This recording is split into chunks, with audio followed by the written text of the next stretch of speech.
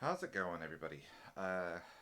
Once again, it's been a while. I've had just so many IRL things going on. It makes it hard to sometimes block out about an hour or so to sit down, try to record, and just talk through some stuff. I tend to have a bunch of deck profiles. I play different decks at every LQ. Probably instead, I'm going to kind of walk you through my competitive experience in Tears of the Planet format for Final Fantasy TCG. Since my competitive season for my competitive play for this set is basically over. One unfortunate thing about Oceania, we have very few events.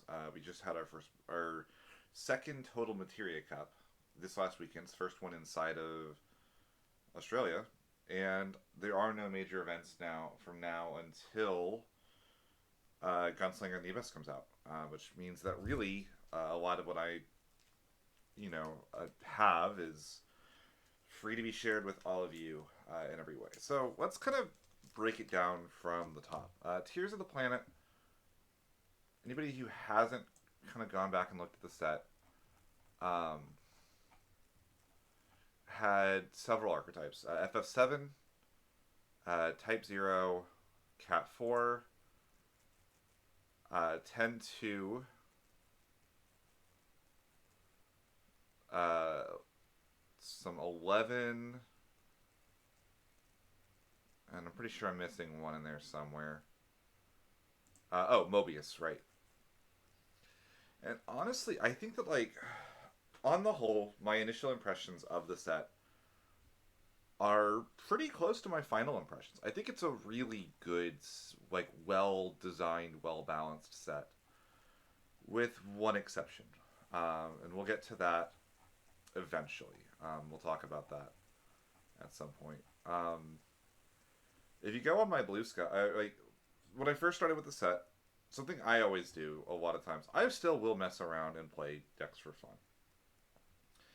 And one of my favorite decks of all time in the game, and it's never been a top tier deck, was Archfiends. I adore this archetype. It is so much fun to play. And if you didn't play this back in Opus 19, which is about the only time it was like close to viable, Golbez is a card that allows you to get a lot of cheap bodies onto the field very easily. And it's the only deck that ever took advantage of kind of an unknown feature, well, like kind of not so much unknown, but like underutilized feature of Cat 4, which is this weird reactivation package between Hooded Man and Theodore. And if you go to the full card pool, there is the Light Cecil starter that was meant to actually kind of pair with that mechanic. Dull 2 characters, choose a forward, dull it. Dull 4, choose a forward, deal it 8k. All your characters can gain 2000 power and brave.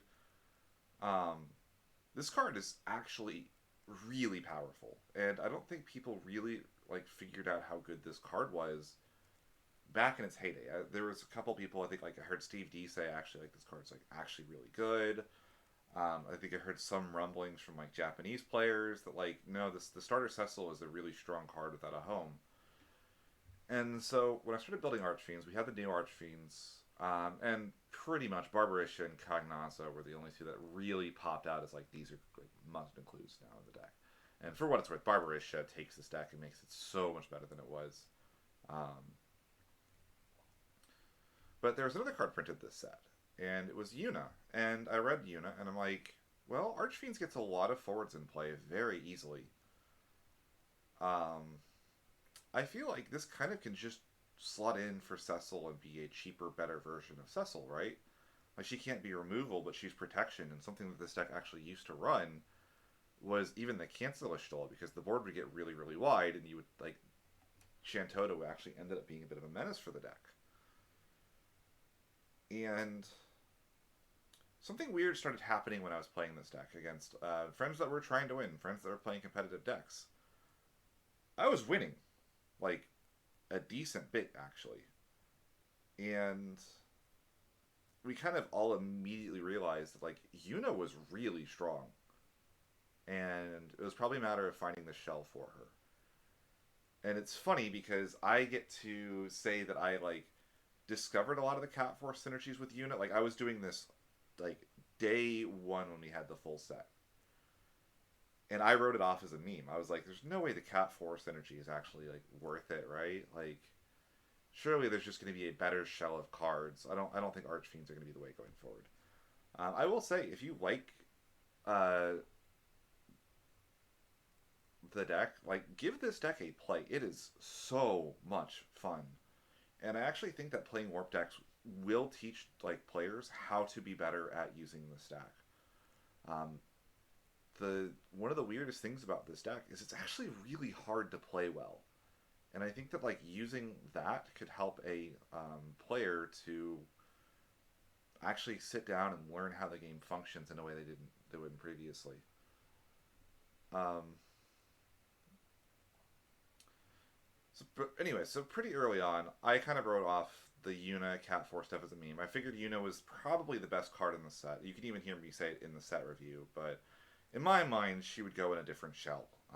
Spoilers, that ended up being completely incorrect for me, but so I started messing around with basically every deck under the sun. If you go into my decks on Materia Hunter, I have no joke. Uh, yeah, some comically large number of. I think going back to here, like 3 full pages or 2 full pages, like legitimately like 70 different decks built in Materia Hunter for this set. I love this set. It is so much fun to build. Um, and I decided I had my Nats invite, my Continentals invite. I really enjoy this set. If you go on my Blue Sky again, there are multiple tweets of me saying like, I think this is a greatest of all time set for the game. So I started taking different decks to every LQ. There have been 6 LQs I think in Victoria. One, two, yep, 6. I've played 6 different decks at them.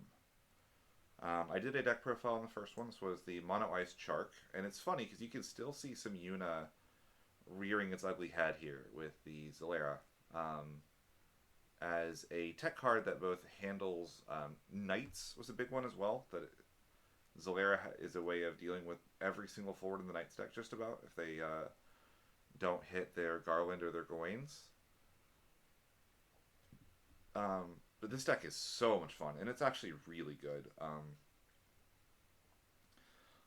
I don't think it really had much of a time to shine, but I do think if there was a 2 deck format, this would be a deck that would be on my radar as being my second deck for a 2 deck format. I think it's genuinely that good. A little bit less well rounded. I think the matchup spread is going to be a bit worse than like my traditional Raffia decks that I take to large tourneys are. But it is really good. It's really fun. It's really powerful. So let's go through my other LQ decks, kind of one by one. The next LQ was about a week later, and I played in an online locals. So Australia has kind of a scattered scene sometimes, and a good friend and kind of one of the pillars of the community in Red Lantern Superman actually has a weekly tournament that he runs on Wednesdays. And I decided I don't like playing like super competitive decks in there, so what I'll usually do is I'll go find a deck that interests me and I'll give it a shot. It's how I like kind of started messing with Mono Ice around Opus 23. And there I brought this Leo deck with one change. I had the other Shinryu. This Shinryu was in the deck at 2 copies. And I didn't just win that locals. I kind of smashed it. Like it was not close. I was doing unfair BS almost immediately. And I kind of just went like, why is nobody playing this deck? It seems absurd. Um, so I took this to the next LQ. And I won. So breaking it down a little bit, like what this deck does. This deck is built around the 1 cost Leo, which I think is one of my least favorite cards of all time in the game.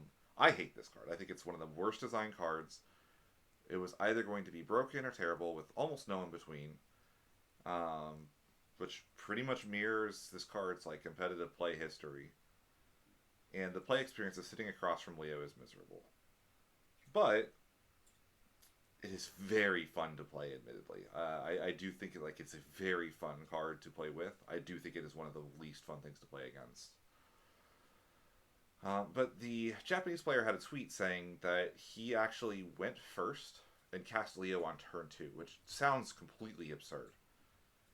Until I did it in that Lantern Locals, I accidentally Leo'd on turn two, going second, but I kept a card in hand, and I realized I could have done it without the card in hand, like as like a deterministic combo. And this deck is so sweet. So first of all, takes advantage of I think one of the most underrepresented legends from last set in Boonavels. Um, if you ever hear me say unethical Boonavels, I think Boonavels is maybe the single strongest card that you could cheat into play in Final Fantasy TCG. Um, which is why it's very difficult to cheat him into play. I can think of only a couple of ways of unethically getting this guy into play, and Leo's one of the best ones, actually. Leo's going to have a bunch of characters on field. Something I didn't realize until now was how reliant Leo was on kind of almost functioning as like this combo reanimator deck. The Opus 12 Thancred I knew was a very strong card in the deck, obviously getting to cheat the mana cost on it. But also, it's really common for you to get to 7 as the magic number, and you can revive Boonavels off of the Thancred, sack the Thancred, sack the Boonavels, sack the Leo, and then you make room for another Leo, and you just ripped 3 cards from your opponent's hand. It's very powerful. So I took this to that LQ, and I won. I think I dropped 2 games in Top Cut. I went undefeated in Swiss, and I lost in Top Cut to Anthony on Cat 6 once. I just straight up lost track of numbers. I recommend if you're practicing this deck, pull out some dice and keep track of which numbers you have where so you don't make some mistakes. And then I won in the finals against a Refia control deck with probably the craziest turn I've ever had in Final Fantasy. That wasn't like an infinite predetermined combo. My opponent, Khalil, had 5 cards in hand and passed. And I went Leo for Boonavels. I sacked 3. And Leo got the Boonavels got Amaterasu. And I went, darn. Okay. So then I go Leo. Leo hits another Leo. Leo hits Thancred. Thancred brings back the Boonavels. I sack 3, trying to get the last 3 cards out of Khalil's hand. And I get Amaterasu. Khalil still has 1 card left in hand. And I am in a situation where I win the game on the next turn if Khalil doesn't have a play. So I go Lena. Lena revives Thancred. Thancred brings back Boonavels. Sack 1 forward. And that ripped a Shantoto out of Khalil's hand, and I won the game. Deck is extremely potent, extremely powerful, and really fun. I really recommend giving this one a go.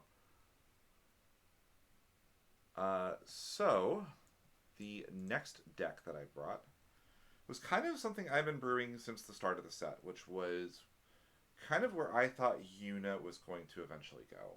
So around this time, the Yuna Viking deck was already a known quantity. The one that Tristan is dominating every NA and going to break his trophy shelf with trophies that he's winning from these LQs. It was a known thing. And the one thing that I will say about that deck is there are a lot of really, really shitty cards in it, for lack of a better term. A lot of cards that didn't see play previously for a pretty good reason. I think there are some really strong cards in it, obviously. Yuna is fantastic. Cecil, obviously, is great. And I think the big advantage of that build is Warrior of Light.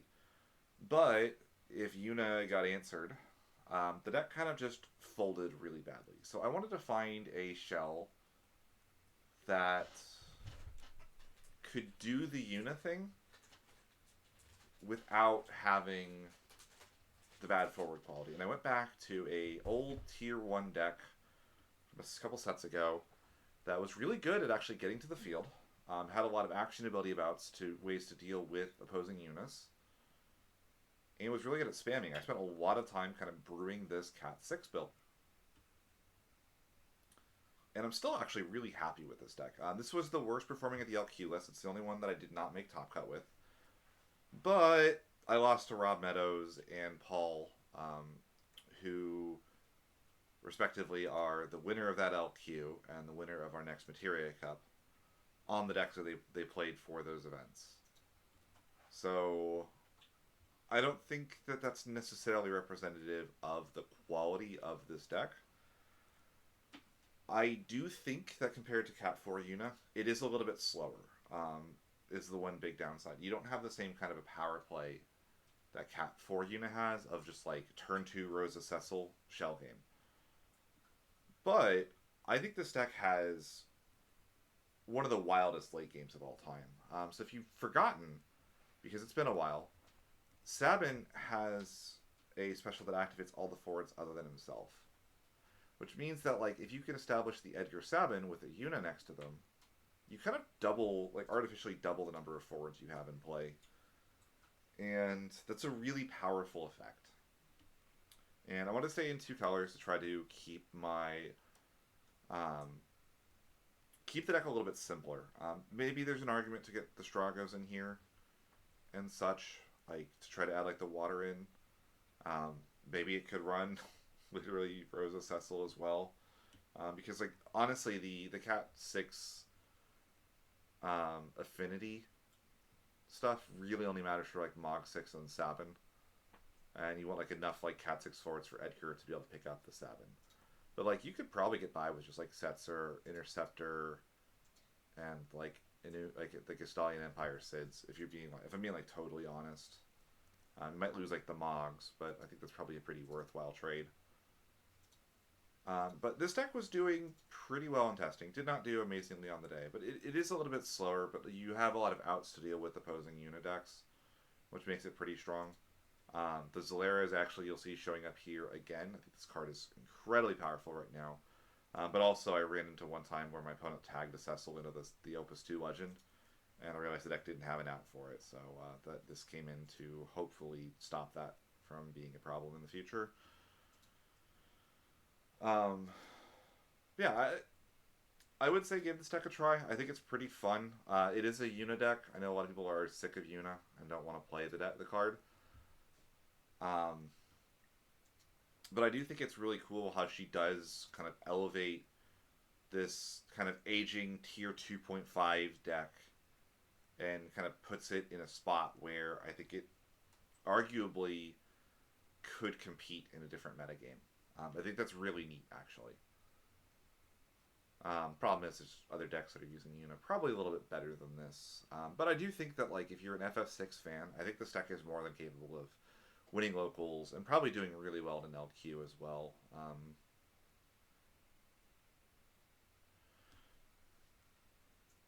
So, go to that LQ. Wasn't my day, but that was fine. So, had a tourney the very next day. Or no, the next week, I think. And I brought this. So if you're unfamiliar, and this is one that I can cover more in depth on a deck list review. Our current world champion is on an unbelievable tear right now. I think he's won like 4 Masters, which are kind of like LQs in Japan. And he's just kind of playing whatever the hell he wants and winning. It's actually very funny. But he took this deck to his first LQ. And I'm going to be honest, I don't know why this deck isn't seeing play more. It's a little bit of a high roll deck. But it's like, for a 3-color deck, it's shockingly consistent. It's really powerful. It's very fun to play as well. Which does, like, I think that, like, maybe that doesn't matter to other people quite as much, but, like, to me, that does matter quite a bit. But you have this really strong turn 3 play where you go, like, Elfie turn 1, Jessie turn 2, and then turn 3 you go Genesis into Glenn. And, like, even an Amat on Glenn doesn't feel good. but like it doesn't feel that bad, honestly. And you have kind of the ability to in Agromirs or against a Unideck, you can just go first and then just fart out Glenn. Go like Glenn, Matt, and Lucia or Cloud. Cloud is incredible in this deck. Being able to go like, I think over the course of 2 turns, I think this deck can pretty consistently discard like 6 or 7 cards. So you go like Genesis for Glenn, play Cloud and Matt. Matt then protects Cloud from abilities, and then Titan protects Cloud from summons. Hara was on Fenrir to protect from summons. Like he was in that bit, like that heavy on summons. But yeah, you end up with this really comically strong forward that's protected, and like Cloudpot doesn't need anything to go off anymore. You can just from there you can go Zac, which procs your Genesis again, which forces a discard, and then you can pot it away into a Renoa, which then flickers your Glenn, which then plays the Lucia, and then searches follow for the next turn. Very, very strong deck. And really fun to play. Ended up losing in top 4 in this tourney to Knights. I just got steamrolled. Didn't take the mulligans for the right types of cards at the right time. Probably just a matchup my playtesting group didn't experiment with enough. And one downside of playing as many decks as I have for the LQ season, I haven't really done as much testing on a lot of these as I probably would for a large tourney. Yeah, it went really well. Super, super fun. Highly recommend it if you enjoy. Like if you're a Yu-Gi-Oh player and you like kind of the like archetype design where like the deck is built around doing one thing and your cards kind of all refer to each other in a way, like this is like a deck that feels like a Yu-Gi-Oh deck to me. Leo has like kind of Yu-Gi-Oh combo elements, but like really doesn't like. I think that, like as far as like a Yu-Gi-Oh archetype, Soldiers is the closest thing I think the game has had to one. Probably ever, honestly. Like it just feels like a complete package in a way that I don't know that like any other deck does. And some people really are gonna like that, and some people aren't. I guess like Soiree also was like a complete package, just like we're getting the 12, which will have a similar type of situation going on. But like you get the idea. Same type of like a design philosophy. So the final LQ, or I guess the second to last LQ, because technically there was one at the Materia Cup location the day after. I played Earth, Wind, Fire, Mill, which is it looks like a pile of cards. I'm not gonna lie. I'm not sure if this is exactly where it ended up. I think I might have made some changes before I actually got there. Because I'm pretty sure I dropped my Valafor down to maybe even 1 copy. But this was inspired by a early Materia Cup winning deck, which was Mill won New Zealand somehow. And that deck is cool. But I kind of thought, well, we can do better, right? And really it comes down to like a lot of stuff that's like under experimented with. Beldat is I think one of those cards that I had a long talk with a friend on Facebook Messenger the other day, and we just talked about like the idea of cards that people that would revisit, like say in 15 years people go back and they revisit this format. What are the cards that people look at us not playing and go, how did they get away with not playing this? I think Beldat honestly is maybe one of those cards that just should be in decks right now and just isn't really seeing much play. But she's fantastic here, and it turns out that when you play Final Fantasy, there's a lot of games that you end with 10 cards in deck, 12 cards in deck, and then you think, well, if you warp a Beldat and you cast, 2 Zidanes, that's, that's 8 cards off the deck. You warp another Beldat, that's 12. And you kind of start getting to where you can mill people out. And so then it just becomes finding a shell that keeps you from dying most effectively. And there's a lot of them. as you can see here. And you can see there's a lot of ways to kind of disrupt games. You see the Doga trying to make it impossible for setup decks to just try to set up in your face. And yeah, this deck, I ended up being first after Swiss. I lost again to Knights, mostly because I was greedy and didn't hard mulligan for a Shantoto. Or like a Heka. Like I had like a fantastic opener, and I'm like, I'll draw the board wipe, and that didn't happen. But yeah, I really do think this deck is very strong. The loss in top cut here was against a Warriors deck. Um, for a kind of funny reason. Warriors have a lot of haste, and a lot of these cards, Alexander, Hecaton, Shantoto, these are cards I want to be casting on my turn. Cloud, like both clouds, like, and so you end up in a situation where you have to like kind of mitigate the amount of damage that you take because Clive has haste. Opponent was on Firion, which has haste, and Disruption, which gave it kind of this like pseudo protection. Um, Opponent had like Firion, Clive, Zidane are like the big ones, but like this like concept of if I get to 5, I might just be dead. It's difficult to play around. I think this is probably of all the decks that I've played this format, I think this is the one that might be the strongest, but I think it's probably the hardest to play because your opponent is going to see every single card in their deck at some point. And granted, some of it's going to get milled thanks to Beldad or Zidane. And so that's like always fun, as you can go like Zidane, board wipe, Zidane, board wipe, Zidane to kill them. Like you can like Zidane twice on a turn.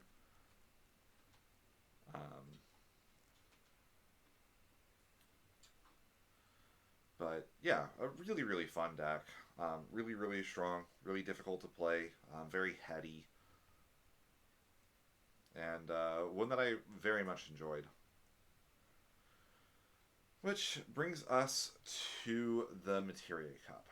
And I brought this. Shouldn't really be a surprise to anybody that follows the channel. I am a Refia player. I have been a fan of this archetype since Opus 20, when I really started kind of digging in and trying to make Refia work before even Lena was printed. And you'll notice this is a very different look to Refia than I had the deck has looked in the past. The EX burst count is way down to only 20. Only 20. Like, that's a low number of bursts. What a silly statement. But the forward lineup is completely different. There's no Une in this, for instance. There's no Terras, who I think is still, I think, a card that is criminally slept on. But the metagame kind of dictated some very specific things I needed to do. So my preparation told me that probably the decks I needed to be the most concerned about were, first of all, Knights. Hence the Brynhilders, the one main deck Shantoto. Even the Alexanders are really good in the Knights matchup. Making sure I'm on 3 Amaterasus and 2 Mist Dragons. I don't think I'd be favored against Knights, but it's a matchup that I felt that I could win, which was important. Because I think if matchups are even like 40-60, but I have the cards to give myself a chance, I like betting on myself. It sounds silly, but I really do try to. I believe if I'm given a chance, I can usually play well enough to get myself into a winning position. And I build my decks in a way to do that. I was worried about monsters, hence the 2 copies of the free cast Alexander, which then necessitated that my summon recursion switched to being Lulu, which admittedly paired really well with the Brynhilder. Lulu was actually pretty good on the weekend.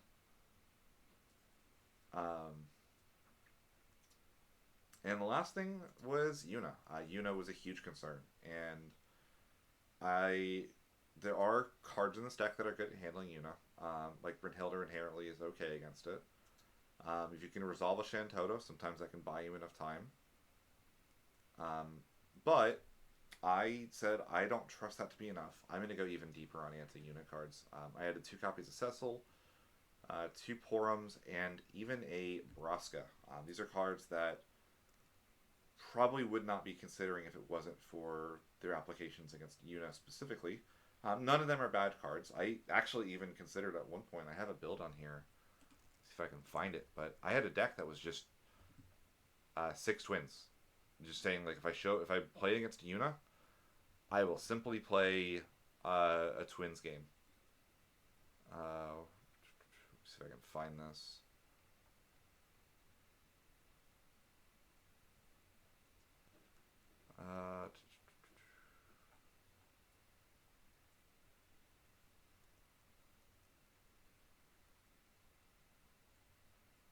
Yeah, I don't think I see it.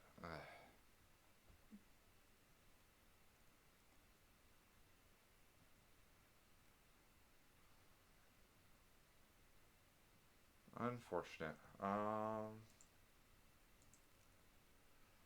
Let's see. I could probably do it this way. Palom. No, not that.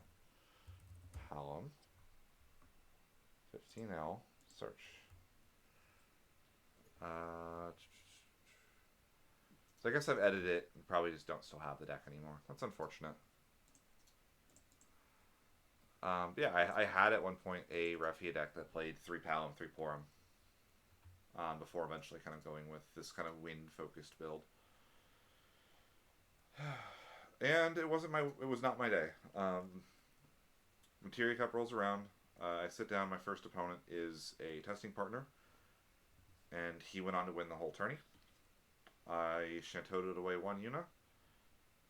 Didn't draw action. 2 turns later, there was another Yuna on field, and I was effectively locked out of the game. Round 2, I did get, but then round 3, I hit Viking Yuna, and I was this close. I got to the point where I was answering a Yuna, but the field was just like 9 forwards, and I didn't have the ability to fight back against that.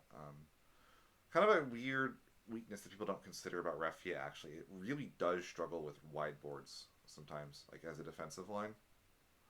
Because, like, even if you have, like, the optimal situation where you go, like, Arc, Refia, Ferris, you're really only doing 10k to a forward. Like, you're only killing one thing with that, and you're kind of building a wall. I don't think people realize, like, how Refia can struggle with dealing with wide boards sometimes, which is, like, one of the reasons Knights can do pretty well into Refia. So I lost that one. Round 4 was against a Water Lightning Monster deck. Also a really close game. It really felt like, the way I described it to people after the tourney, almost every game, I think I was like 1 or 2 draws different, and I'm winning the game instead of losing it. And every single one of those breaks went the wrong way. Which is funny, because I actually won every die roll. I went first every game. But I'm actually not even sure that that's that good against Yuna, to be quite honest. I almost wonder if like the extra card to combat the Yuna BS is worth it. Final round was against a Cat 4 Yuna. Same thing. I answered the Yuna, and then they played another Yuna. They went Rosa, Cecil, and the Cecil hit a Thornton on burst. And it's like, yeah, nothing I can do about that. So I went 2-4, which is my worst tourney result ever in Final Fantasy TCG.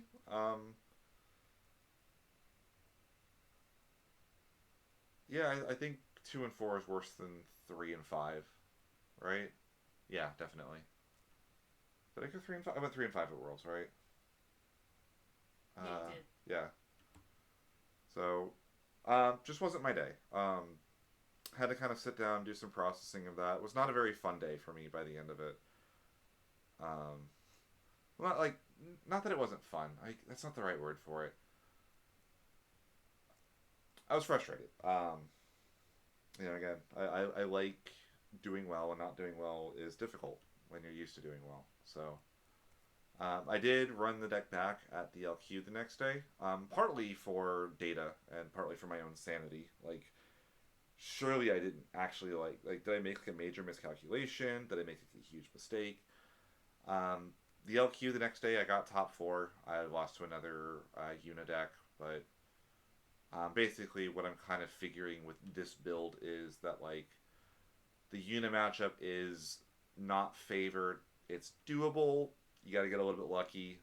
Um, I did get lucky in Top Gun. I beat actually a very good player in Albert, World's player on Albert was on Cat 4 Una, and actually I won the game. Uh, like won the match against him. So like it's possible. You just have to get a bit lucky, draw the right cards at the right time, see your tech cards for the matchup. And I didn't against Rob, but I don't think I was on the wrong track quite so much. I think that like compared to the six Cecil builds, I didn't want to commit to six Cecils. I don't really like the heavy deck commitment, the amount of space that takes.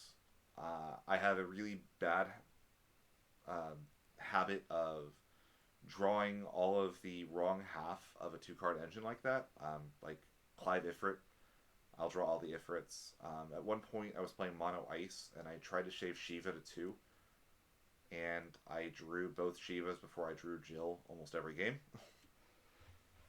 You know, just like classic stuff like that. So, and then also there were a lot of lines you like. I would watch Air play the deck, and there were lines that he took that I just didn't really even consider. I remember there was a game where he played Sarah FFL, searched for um, like two Warrior of Lights, pitched one of them, pitched a Earth card, and just hard played the Earth Cecil. And on the same turn, and it's something I never would think to do, but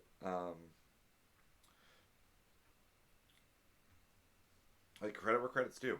Air is I think still probably the person that I would consider to be the best Refia player in the world, and that play won him the Japan Standard Championship, and he's going to Worlds because of it. So how do I feel about the format as a whole? I've played a lot of different decks. I think there's a lot of variety kind of lurking underneath the surface. If you're either willing to punt the Una matchup, I really hope Cat 4 Una doesn't get better or more prominent. Um, I really, it's a really frustrating play pattern, for sure. I don't want to overplay it because I don't think the card is. I think it's the best card in the game probably right now, but I don't think it's.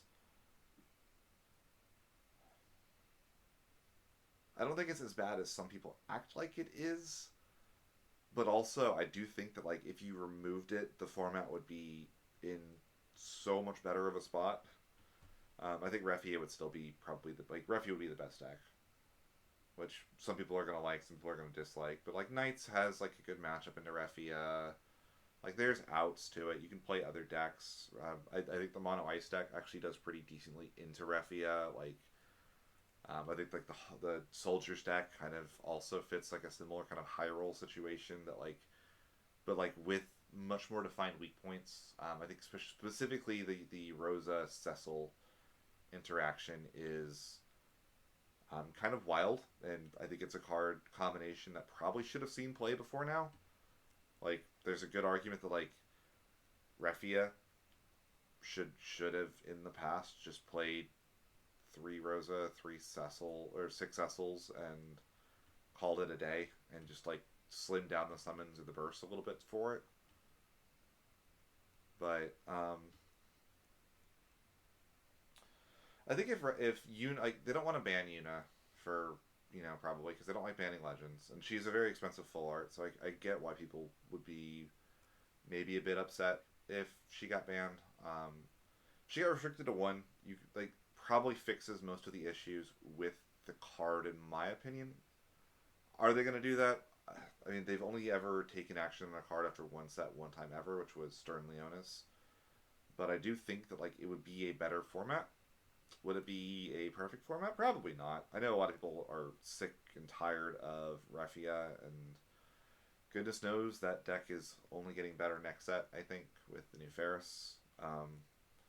Or at least like new options for the deck. Like it can't get worse. I'll put it that way. But like the play pattern of Yuna is really frustrating, and it also kind of it rewards you for doing something you want to do anyway, which is put forwards in play because forwards are how you end the game. Like the argument that I still remember for Moshiri and why Moshiri was left legal for so long was that playing Moshiri with a bunch of summons did not win you the game. You still needed to find a win condition. And Yuna doesn't need to find a win condition because the win condition is just putting forwards in play, which is how you win most games anyway.